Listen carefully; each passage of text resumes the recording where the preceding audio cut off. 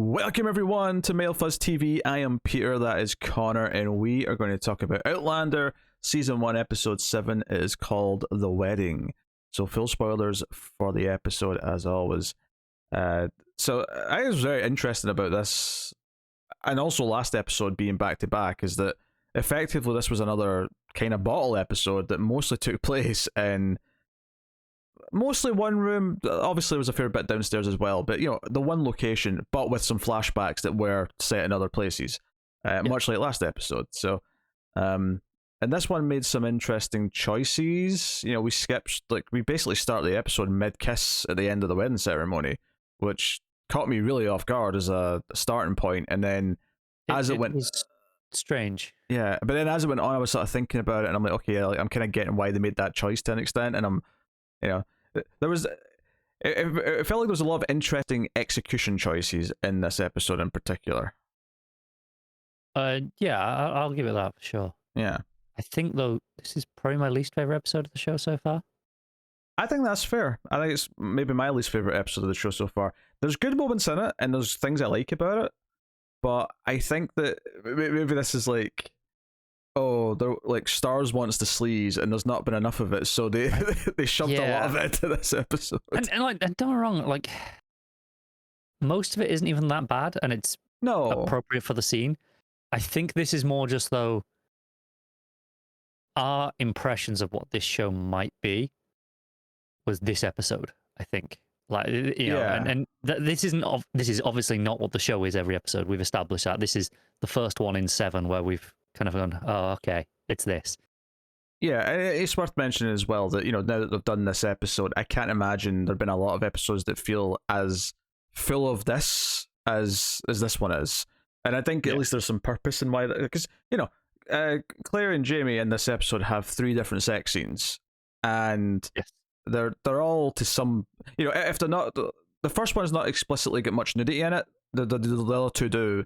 The first one still feels quite, it's very intimate and raunchy, and it's obviously it's a bit more I don't know, less than perfect, which I do actually like about it. I like that their first encounters are actually quite awkward, and it's not this perfect. It's not like a lot of TV romances build up to this perfect, finally the first kiss, and it's this perfect thing. No, we start mid kiss, and it's not really a great kiss because she's not really into it yet, because it's she's still not quite over the idea that she's doing this and why she's doing this. We're seeing flashbacks to her first wedding. Yeah, I actually thought that was a neat cut. The way they walk into the registry office and it cuts straight to this. I thought that was an interesting cut. And it was an interesting moment later on in the episode actually where it sounded like she was doing narration, but she was actually talking to Jamie. So then he started responding, and I thought that was it almost felt like a transition. Like, oh, maybe now we won't get as much narration because now she's going to talk to him instead. It's kind of what we've been predicting since the first couple, where maybe once there's an inner circle to confide in. Yeah. And obviously that I don't think it will apply to everything yet, because there's clearly some stuff she's not told him yet, and I'm sure will eventually, but maybe not for a while still. Yeah, so I like that the first sexual encounters are really awkward. I like that it's not this perfect thing. I'm not mocking poor Jamie, but it's pretty quick. It's over. And her reaction is definitely oh, is that it? Yeah, she doesn't say that, but you can see it on her face. Not quite one pump, but I'm sure you could go back and count them. If it was short enough, you could count them if you wanted to. Yeah. Anyway, that's perfectly fine. It's the first time. It's his first time is specifically, and it's fine, whatever, no big deal. But I actually really appreciate that it is this awkward thing, and then they sort of almost get to know each other after, and it becomes more of a sweet thing as they're just talking to each other after the fact. I think where maybe we feel this episode is a bit indulgent is that it kind of does the next couple of sexual encounters that I would have expected to be spread out over another episode or 2, amongst other things happening. It does them all in one episode, and it makes it a bit of a bottle episode where it goes from this first encounter where she's going through with it because she knows she has to, but not because she's really admitting to herself that she's into it. But then she actually literally does admit that she kind of enjoyed it. Well, as much almost immediately after. Yeah. As much as you know, like part of me almost thought she was going to be honest and say, well, that was very quick, Jamie.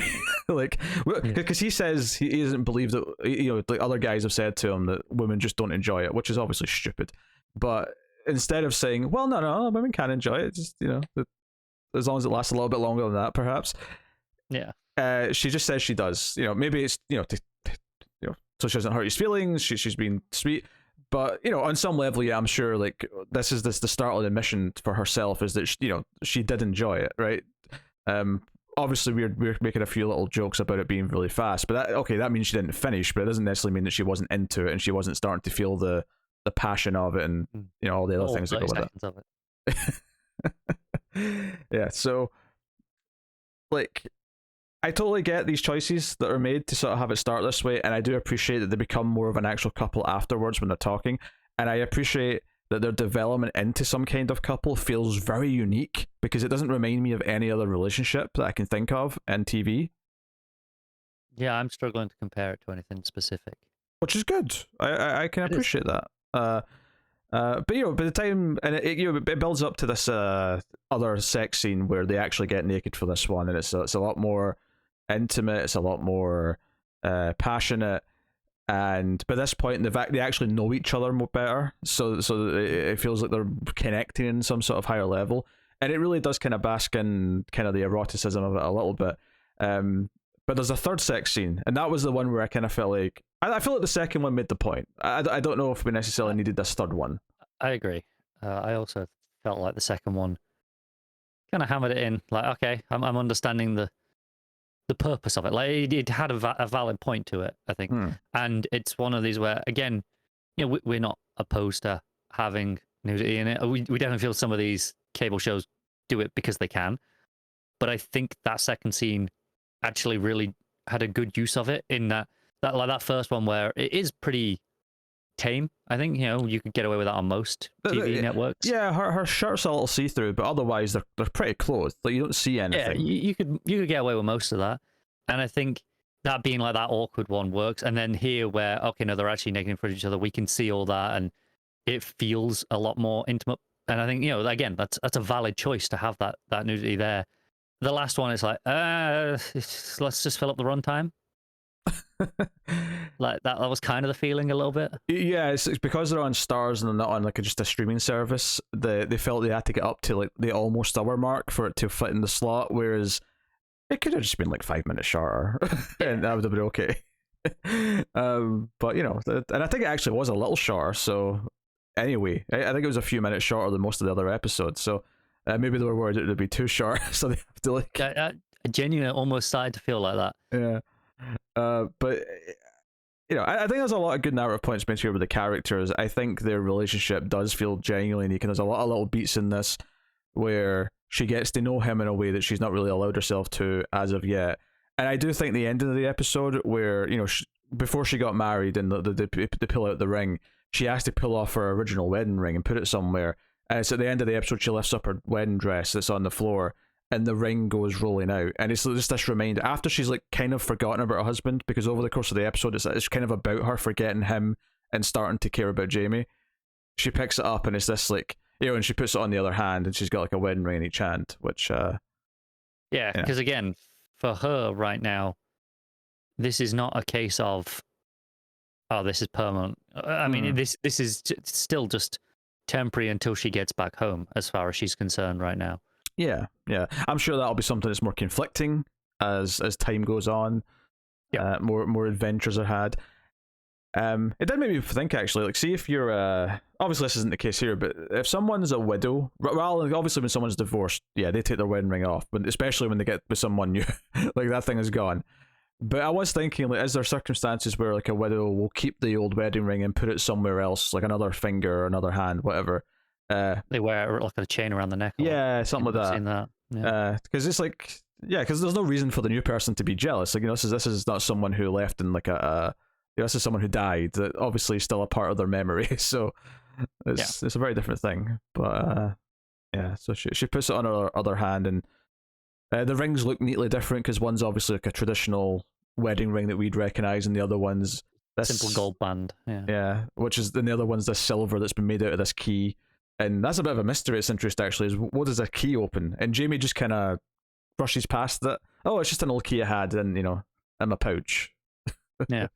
But I'm like, I don't know, that key, it must mean something to him if he was insisting that it be made out of that key. 100%, and I'm sure we'll get that at some point. And not even just that, the fact that he wanted the key part to remain. The blade, as we found out it was called. Yeah, it's definitely going to come back up at some point. I'd say before the end of the season. I don't think that's going to be one of the super long-term mysteries that the show almost certainly will have.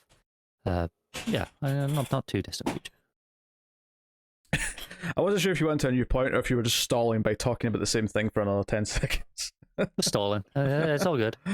So there's an interesting little thing to sort of insert other things into this episode about the preparation for the wedding, which kind of fills in the blanks of, like, because obviously this jumps straight to the wedding at the start of the episode, the end of the wedding even. It was very jarring, because I was like, are we not doing the build-up? Are we not doing all the stuff from where we left last episode to where we are now? And we get the most relevant things throughout in flashback form. And I do kind of like how it starts with the cat eating like the leftover food on the table, and then we sort of come back to that later on. It's kind of it's like, okay, that's what this was at the start. Okay, I thought it was a big deal. It didn't really matter, but it was just a nice little dovetail back in. But yeah, we get why Jamie agreed to do this. Part of it was because whoever she gets married to, like, they have to consummate the marriage, and it was.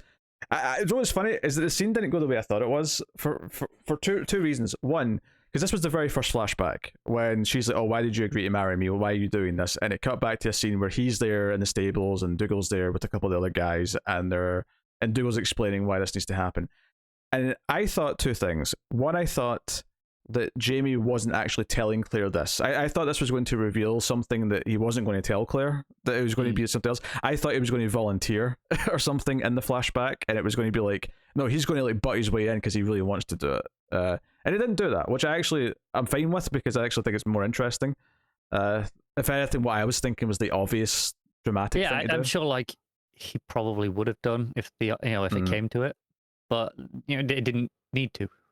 Yeah. So, but that was the other surprise at the end. It was like, oh, he's actually literally telling her the story, and because she starts commenting on some of the things that were in the flashback, and it's like, okay, so he's being completely brutally honest about everything. This is literally just what we have to do to keep you alive right now. Yeah, and he gets pissed at Dougal because Dougal starts making some raunchy comments about her. There's a whole bit where it's like, he's like, okay, no, it needs to be consummated with people in the building, if not the room, but like, there has to be evidence that this happened, because Ned the otherwise it won't hold up. Yeah, Ned the lawyer says that. and and they said to Dougal at one point, like, I thought you didn't stand for rape, and he's like, I don't, but you can be persuasive. It's like, you got to charm your way into it still, like, but it has to happen. Yeah, and it never feels like, I mean, it's very clearly an awkward thing, like it's an awkward circumstance to be in, but she understands why this needs to happen. Jamie understands why it needs to happen. Everyone understands, and no one's feeling coerced. It's just all an unfortunate way to get to this point. Yes. Yeah, so more on Dougal later, because he's got an interesting scene later on. Yeah. But the other couple of things is that Jamie's got some stipulations. So one is the ring, which we see Angus and who's the one that's with him? Rupert, yes, thank you. And Rupert's starting to grow on me a little bit. He's got some funny stuff here about he's in the different parts of the key are called. And Angus is sort of like, yeah, of course it's the blade. And he's like, you didn't ken that. Like, they're bickerings, they're a good comedy duo. Yeah. And then later on, when they actually come up to the room to say, oh, Dougal sent us up to see if you'd done it yet. And just as Jamie's shutting the door, Angus is shouting, I wanted to get a sweatshirt test or something like that, he says. Yeah. Like, he gets cut off mid-sentence with the door shut, but you can tell what it was about. I appreciate as well that Claire laughed it off as well. Like, she wasn't like offended by all this. Obviously, it was a shock that they just barged in. But it was like, not that, like, she wasn't that weird about it either. She's getting used to them, I think, is the key thing. She's getting used to what they're like, and they're starting to feel more like her weird, like, cousins or brothers that are hanging around. I mean, obviously not in the fact that they keep wanting to see her naked, but other than that part. Yeah. I mean, I think one of them literally is a cousin, right? That's what he says in this one. I think Jamie says, I think it's Rupert is a cousin. Oh, his cousin, yeah, not her cousin. Yeah. Well, so I guess it kind of is her cousin now, but yeah. I was was there some sort of weird like ancestry connection with her and someone that I didn't catch in another episode? What are you talking about? No, just traditional marriage relations. So their banter was fun. You also had, this was an absurdly comedy scene actually, but Ned the lawyer is getting the dress and he's getting it at the whorehouse for some reason, and we get this like scene where all the prostitutes are kind of coming up to him and try to basically get him to, you know, pony up and buy a round, as it were.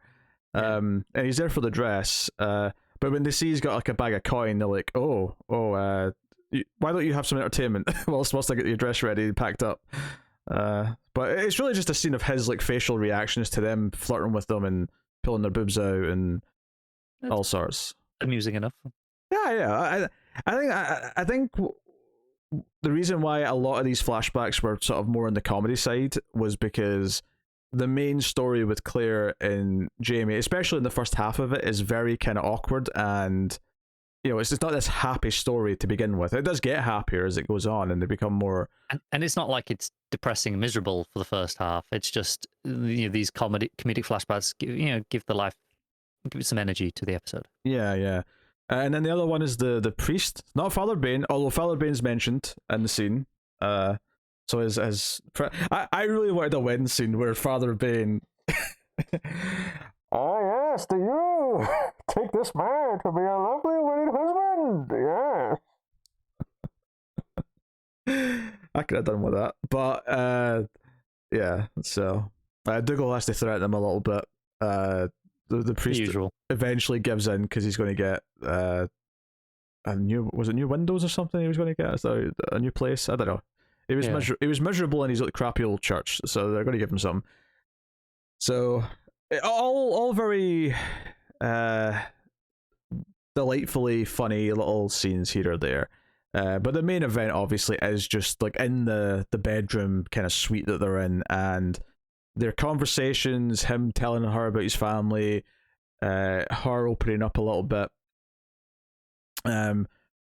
I think I appreciated that it did kind of feel like two people who are kind of forced to rushing this, getting to know each other, not just in like a personal way, but in a physical way, where, like you say, the first time it's this clothed, rushed like thing, and then it's almost like that's not the real first sex. The real first sex scene is the second one, right, where they really feel intimate, but the first one just kind of has to happen. It's the same with the kiss, like that first kiss when they're married. Yeah, Jamie says later that, you know, like, oh, she actually had a bit of passion in the kiss, and that told him that, oh, maybe she doesn't completely hate this, but it is kind of awkward and doesn't feel that great. And then later on, when they kiss properly, it's like, oh, this is the real first kiss. You know, it's definitely interesting in that it's so different from most traditional couples or most traditional like will they won't they romances. I appreciate the developments this has taken, and this is probably something that just comes from it being based on source material where no, the story of the book, the first book presumably did this, and like the will they won't they was done in the first story, and then, you know, went on from there. I would assume so. I did notice, I'm sure this has been the case the whole time, and I've just not clocked it, but in the credits at the end, the author is listed as like an advisor. Oh, okay, that makes sense. So I'm sure they were involved probably throughout the whole season, if not the whole show, and not just this episode. This just happened to be the one where I noticed it. But that's usually a good sign when you have, you know, the authors involved in these adaptations. Yeah. So, but there's a big scene with Dougal after, you know, they're resting after their actual intimate love scene. She comes down for food, and Dougal comes in. And we've been so back and forth with him as a character, because there's moments where he's a bit more threatening and intimidating, but there's times where you think, oh, like him softening and like sort of like sticking up for Claire is maybe going to be part of the heart of the show. But there has been some things, you know, there was a line last episode when they were talking about her, we were saying to her, get married. He kind of has a little line like, well, as much as I find you quite attractive, I don't think that'd be a good idea. And it sounded like a throwaway line at the time. Yeah, it was just throwaway. But obviously there was that incident back in like episode 3 when she's trying to escape and he's drunk and he kind of makes this move on her, and it was, it was something in the moment that was obviously not very good, but it didn't really necessarily feel like it was hinting at a larger thing. Whereas this episode, it's kind of really bringing it back to the forefront and saying, no, he's attracted to her. He might even be obsessed with her at this point. It might be fair to say. Perhaps, yeah. He gets close to her, puts his hands up on her chin or whatever, and says, "Just because you're married doesn't mean you shouldn't enjoy other pleasures." And kind of, says that I can't remember the word that he uses, but he says he's infatuated with her, finds her irresistible or something, something like that. The idea being that her character is really enticing to him. So it is interesting to go down this route, because it's not a love triangle, and I think that's good because she doesn't reciprocate this in any way. This is not. No, she's immediately like, "No, I'm Jamie's wife. Yeah, go away." If anything, it feels more like If anything, it feels like going back to that line, which we were reminded of in this episode. Him stopping any rape happening back in episode 1. It's starting to like feel, and this is going a bit sinister here, but it's starting to feel like, is he so adamant against that because he secretly knows, or he secretly feels like he's done it before and he's trying to make up for that, or that he desires and is tempted by that sort of thing, and that's why maybe it's definitely not at that point yet. Like, this was inappropriate, let's say, but not horrific, right? Yeah, he crosses like a social line here, but he doesn't necessarily cross a complete moral line, if that makes sense. Yeah, like he doesn't like really push it any further. Obviously, he's upset, as we see by his reaction. But, he's also interrupted though, which so who knows? Yeah, that is obviously a fair to say. Yeah. And, also, your camera's frozen, by the way, so you may want to turn it off and on again or something. This bloody cat. There you go. She's down by my foot, which is where all the wires are, and yeah. I was giving it a second to see if No, if that happens, it's because she's hit the wire. All right. So no, yeah, because he punches Rupert, I think it is, because he says something about, she looks like she's been well ridden, which is a pretty crass line, but it's in fitting with the way they've all been talking, so you expect it. But this to me was the moment I felt kind of worried that we might do something kind of dark over time with Dougal, because when he punches him for that, it seems like he's jealous now. Like, it seems like he may actually be jealous of Jamie now. Yeah, like in a different context, that could have been him defending her honor, sort of like, hey, you don't say that about her, sort of thing. But clearly that was not how this played. It was, like you say, more like the jealousy. Yeah. Which is interesting, and credit to the story for making me kind of, I've been leaning towards like one direction with Dougal for a good 3 episodes now, about where it seems like the arc and the story is going with him, and now I'm not so sure. So it is keeping us on our toes, which is nice. Yeah, it is. Yeah. And also, just while we're on this scene, he kind of mentions where he's been. He's been off, explaining that, hey, Claire's under our protection now. She won't be coming. And he's like, oh yeah, no, it'll be fine. He's got bigger things to worry about than you. Yeah, I don't know. I think he's underestimating how obsessive he's going to be. yeah, I think so too. Also, part of me wonders, is he even telling the truth? It feels so easy that he just walks in and says, yeah, I was off talking to him off screen, and maybe I'm overreading this a bit, but yeah, no, I was inclined to believe him, because that was the whole plan, right? Yeah. Well, let's make a Scottish, and then he has no claim, so I'll go and say it, and then job's done. And that was like that to me was just him going, no, the plan's worked, and I think he is misguided, and I don't think it's worked as well as he thinks. Again, I think it's worked in terms of the legal technicalities of it, and in the moment that this is enough to delay it. Yeah, if anything, I think he'll be more pissed because they have tried to pull this on him, and he's going to see that as an offence. Yes, I definitely think he's going to double down on trying to get Claire now, but now he'll have to go a different route. Yeah, they'll just come in storming without official support. Which, yeah, obviously if they see him coming and he's outnumbered, like, he's not got a chance, but I see him being quite devious with how he goes about it. I agree. Yeah. A lot of potential there. And honestly, after last episode and seeing how villainous he actually is, I'm kind of looking forward to seeing what he does now, because I think that'll really drive the plot forward a good chunk. In fact, it's one of the things that Dougal says to Jamie when he's convincing him to go through with it in the flashback earlier on. Is he's saying, you know what he's capable of. What do you think he's going to do to her? He's already hit her. Like, I saw him, put some fists on her, and that's kind of like one of the things that inspires Jamie to definitely go through with it. And obviously the whole time I'm thinking, yeah, but you're also already into her as well. Like, that's felt pretty clear for several episodes.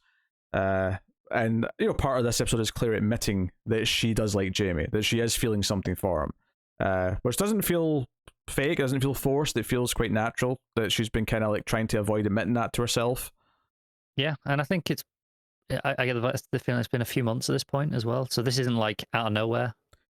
Yeah, I mean, at the very least it's been 3 weeks, but probably more than that.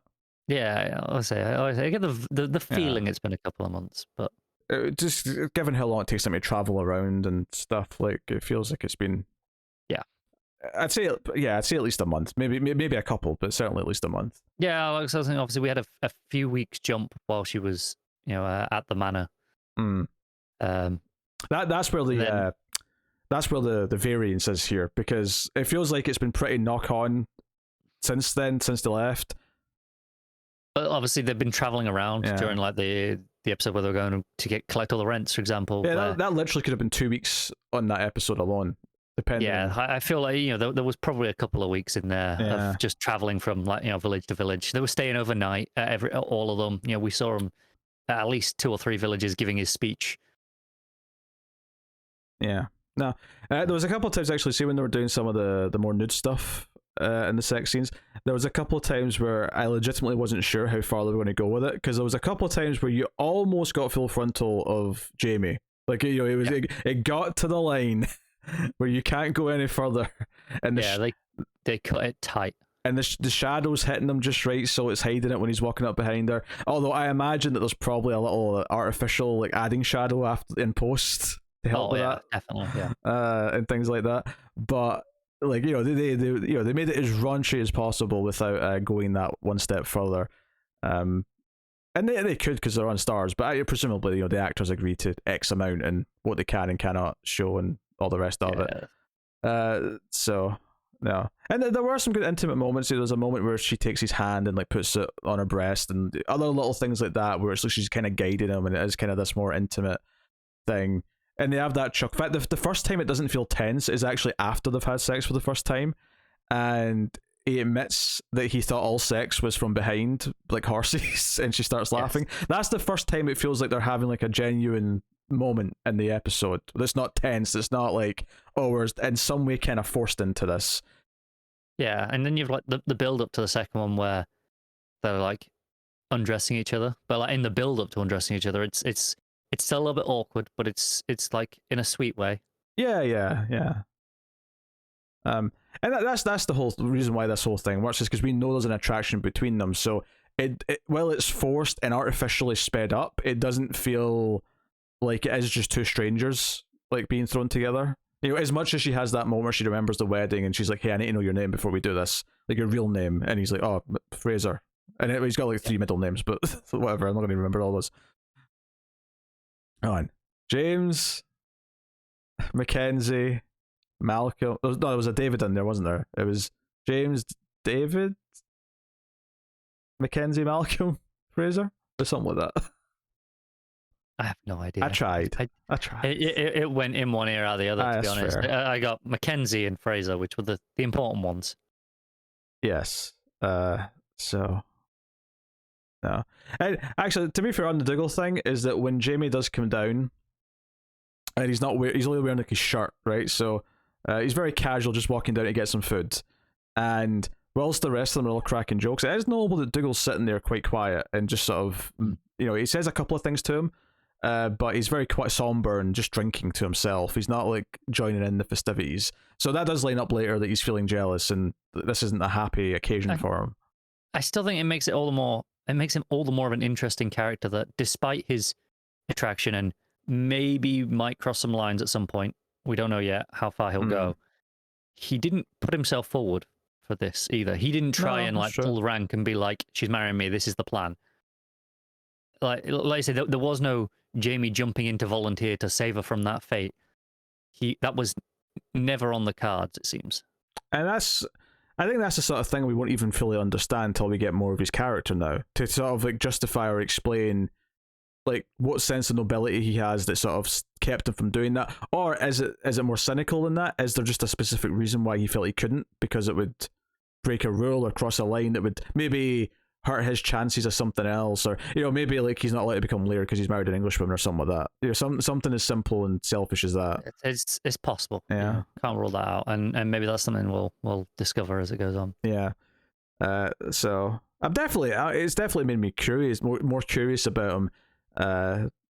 Like I liked what I thought of his character before. I like this less in terms of likability, but it is interesting to see what they're going to do with him now. It makes him less likable, but it definitely makes him more complex and interesting. Yeah. I think it was interesting. Now, I didn't intentionally read ahead to the next one. I just happened to catch something on the IMDb description for the next one. It sounds like we're going to see some of Frank in 1945. Oh, interesting.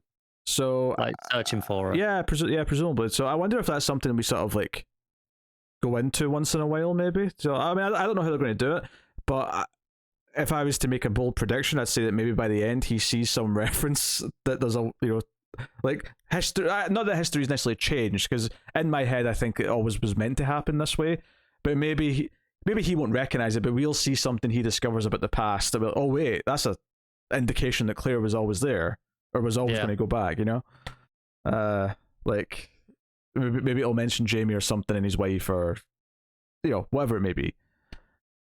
Yeah, it's hard to say what it could be, but some sort of reference that would make sense to see. Yeah, maybe not next episode. Maybe that's something down the line that they can do. But I think that's kind of cool. Again, that they've held that back. There was that one scene at the start of episode 2 or 3 where he goes to the rocks and is looking for her, but it's just a quick scene. It wasn't much. So I do think it's interesting to actually get a subplot of him in an episode, like looking and try to solve the mystery. It's kind of interesting as well that they kind of save it for like what was essentially the mid-season finale. It's true, yeah, because it was split in two. The next episode was the mid-season finale, as you say. It was before the break. I don't know if they knew that when they were writing it. I don't know. That's hard to say. I don't know how far in advance that was planned, but maybe it was. And if so, I think that's an interesting choice to kind of essentially bookend this half of the season, before your break, with having presumably reasonably meaty chunks in 1945 in this one that's coming up, and then obviously the first one being entirely there. What I will say about this episode is that I love that between this and the last one, it's willing to do these structural tight ideas.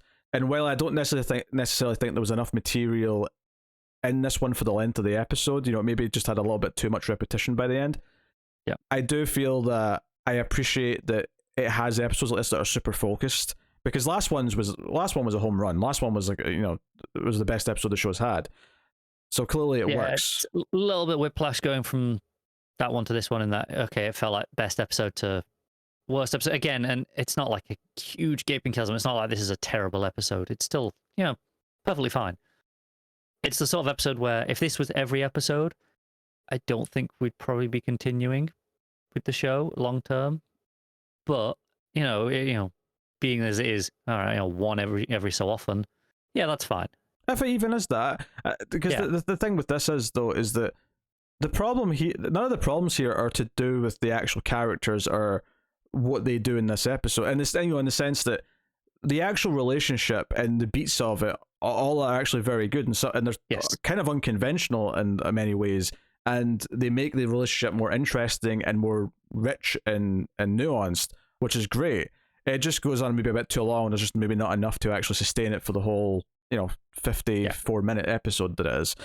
I do wonder if maybe having it kind of back to back with the other bottle episode maybe hurts it a little bit, because it feels a little bit restrained, and like you kind of just, it feels a little bit shackled, like it's waiting to get back to things, and we've kind of just like really hunkered down just a little bit too long. But the key thing is though is that nothing in this episode has made me less into the characters or the story, and has hampered my anticipation for the next part. No, and there's nothing that makes me worried long term about the show or anything like that. Absolutely not. No. So yeah, and I assume this is a fairly popular episode because I feel like a fair part of the fan base of this show in particular probably loves what this episode is, and that's fair. That's fine. We come to this from a relatively different perspective from I imagine most people who talk about this show on YouTube.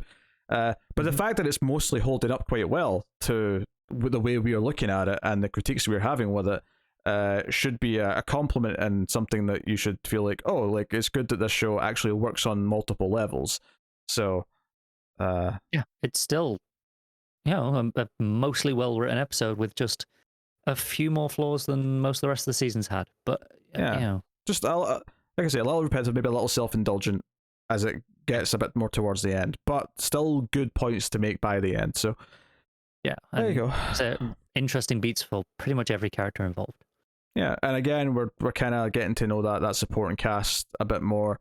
Having Rupert and Angus as this pair, because Angus isn't going to have to bodyguard Claire anymore. So that dynamic, well, it's still going to be there in some way. It's not going to be like him. That's not his role anymore in the show. So have it given them like a buddy comedy thing, and then Murtaugh's kind of this, the nice grouchy one. Yeah, like, so you've got Ned doing his thing. Yeah, it's time to be a well-rounded group. Yeah, it's interesting they waited till episode like 5 to start really fleshing out the ensemble, but now after a couple of other episodes, it feels like this is the ensemble like main group now in a lot of ways. Yeah, for that first like 4 whatever it was basically just Claire, Jamie, Dougal. Yeah, and the Laird. Yeah, but those 3 were the only ones that really mattered in terms of strong characters, I would say. Yeah. So anyway, that is episode 7 of Outlander. Do let us know what you think of the episode in the comments below. Like, subscribe, ding the bell for notifications, all that stuff. You can, of course, support everything by hitting super thanks button below the video, or you can go to patreon.com/MailFuzzTV and get some goodies, like, for example, early access to these Outlander reviews and all the stuff that we do, including all the content from MailFuzz movies. So go and have a look at all that and see if you're interested in more of the TV reviews or movie reviews or anything like that. But that is us. So thank you once again for watching or listening. We always appreciate it. Keep watching Outlander. And